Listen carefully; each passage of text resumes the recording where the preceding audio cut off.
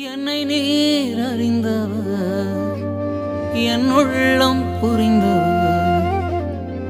என்னை நீர் அறிந்தவர், என் உள்ளம் புரிந்தவர். தாயினும் மேலானவர், என்னை தந்தை போல் தூக்கி சுமப்பவர். ஆண்டவரும் இரட்சகருமாகிய இயேசு கிறிஸ்துவின் விலையேறப்பெற்ற நாமத்தினாலே உங்கள் யாவருக்கும் என் அன்பின் ஸ்தோத்திரத்தை இந்த காலை வேளையில் உங்களுக்கு தெரியப்படுத்துகிறேன். பரிசுத்த லூக்கா எழுதின சுவிசேஷம் 22ஆம் அதிகாரம் 32வது வசனத்திலே இவ்வாறாக வாசிக்கின்றோம். நானும் உன் விசுவாசம் ஒழிந்து போகாதபடிக்கு உனக்காக வேண்டிக் கொண்டேன். நீ குணப்பட்ட பின்பு உன் சகோதரரை ஸ்திரப்படுத்து என்றார் என்று சொல்லி பார்க்கிறோம். கிறிஸ்துவுக்கள் அன்பான தேவனுடைய பிள்ளைகளே, ஒரு ஆண்டினுடைய இறுதி அந்த நாட்களுக்குள்ளாக வந்திருக்கிறதான நாம் சற்று திரும்பி பார்த்தால் என் வாழ்க்கையில இப்படியெல்லாம் நடந்திருக்குமா என்று சொல்லி நாம் நினைத்திருக்கலாம் அல்லது அறிந்திருக்கலாம். சற்று திரும்பி பார்ப்போமானால் நாம் மிகவும் ஆச்சரியப்படும் விதமாக தோன்றும். இப்படி இருந்தும் இதுவரை நாம் தப்பி பிழைத்து கர்த்தர் நம்மை சுகபலத்துடன் இம்மட்டு நம்மை நடத்தி வந்தார். இந்த பூமிக்குரிய வாழ்க்கையை மிகவும் சந்தோஷமாய் வாழ்ந்து கொண்டிருக்கிறோம். இவையெல்லாம் எப்படி? இவற்றை குறித்து நாம் சிந்திப்பது மிகவும் அரிதான காரியம்.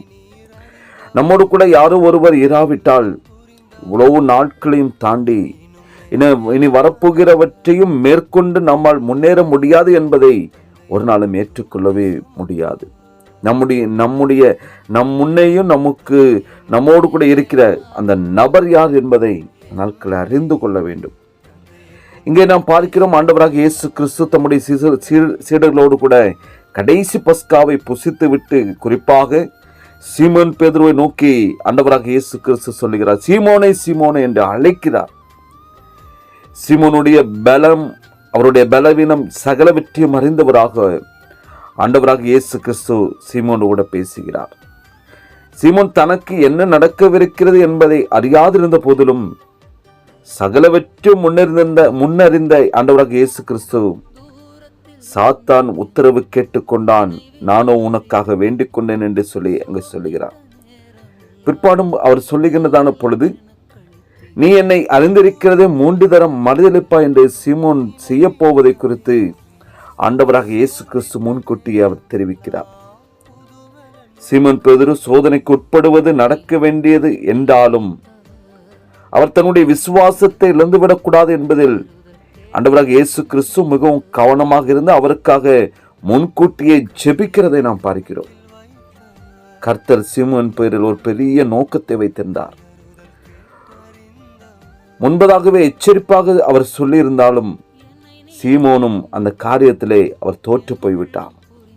தான் செய்த காரியத்துக்காக கர்த்தரிடம் மனம் கசந்து அழுகிற சீமோன் இந்த நிகழ்ச்சியின் மூலமாக பேதுரு தன்னை பற்றியும் இன்னும் அதிகமான பாடங்களை தன் வாழ்க்கையில அவர் கற்றுக்கொள்கிறார்.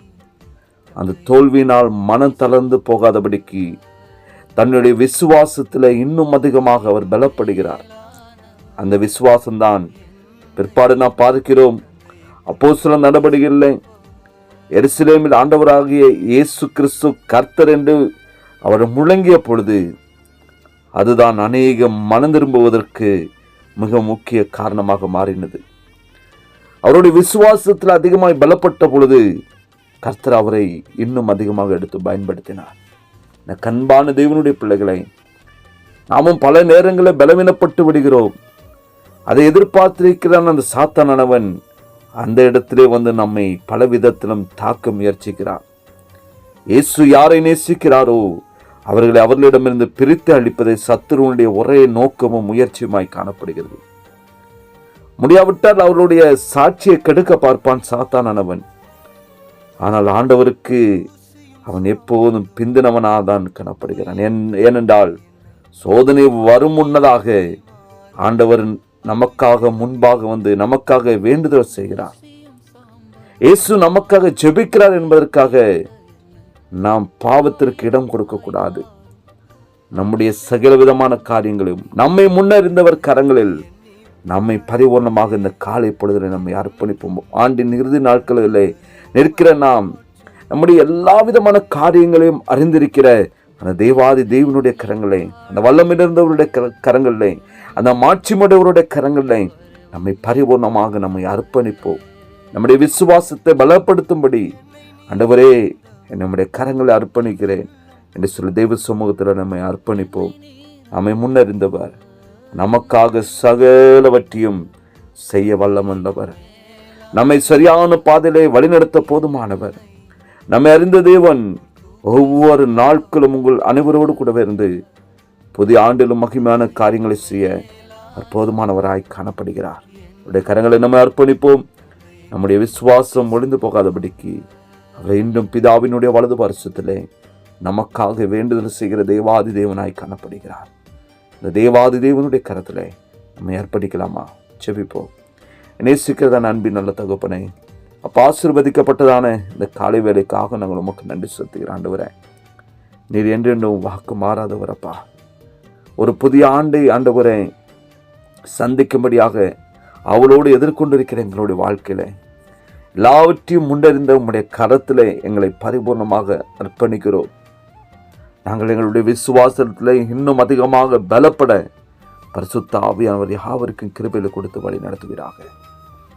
ஒவ்வொரு நாட்கள் ஆண்டவரே நம்முடைய கரத்தில் எங்களை அர்ப்பணித்து ஒவ்வொரு நாட்களும் துவங்க தகப்பன் கிருபை செய்யுங்க. ஒருவரையும் பாதுகாத்து வழி நடத்தும். இரட்சகர் இயேசுவின் நாமத்தில் ஜெபிக்கிற நல்ல பிதாவே, ஆமேன், ஆமேன். கோழித்தன் குஞ்சுகளை சிறகினால் அணைப்பது போல் பயந்திட்ட நேரம் எல்லாம் வார்த்தையால் வாழ்வு தந்தி என் வாழ்வில் மாற்றம் தந்தவர் என் நேச நேற்றும் இன்றும் மாறிடாதவர். நம் வாழ்வில் மாற்றம் தந்தவர் நம் இயேசு நேற்றும் இன்றும் மாறிடாதவர். என்னை நீர் அறிந்தவர், என் உள்ளம் புரிந்தவர், தாயினும் மேலானவர், என்னை தந்தையை போல் தூக்கி சுமப்பவர். என்னை நீர் அறிந்தவர், என் உள்ளம் புரிந்தவர், என்னை நீர் அறிந்தவர், என் உள்ளம் புரிந்தவர், தாயினும் மேலானவர், என்னை தந்தையை போல் தூக்கி சுமப்பவர். தாயினும் மேலானவர், என்னை தந்தையை போல் தூக்கி சுமப்பவர். தாயினும் மேலானவர், என்னை தந்தையை போல் தூக்கி சுமப்பவர்.